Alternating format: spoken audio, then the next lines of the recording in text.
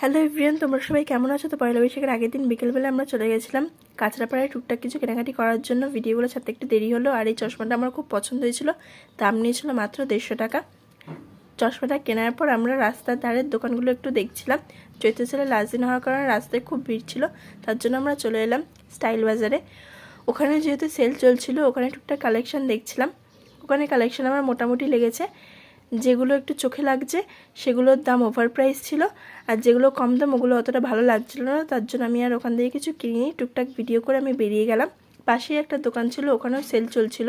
আর ওখান থেকে আমার এই কুর্তিটা খুব পছন্দ হয়েছিল, দাম নিয়েছিল খুব কম, আর দোকানদারের বিহেভিয়ারও খুব ভালো ছিল। ওখান থেকে কুর্তিটা নেওয়ার পর আমি ফুটপাতে ছোটো ছোটো বাচ্চাদের জামা দেখছিলাম। কম দামে খুব ভালো ভালো জামা ছিল, কিন্তু খুব ভিড় থাকায় আমি আর কিছু কিনিনি। তারপর চলে এলাম ফুচকা পাড়ায়, মার জন্য ফুচকা প্যাক করে নিলাম। আমরা ওখান থেকে ফুচকা কিনে নিলাম, তারপর চলে এলাম বাড়িতে।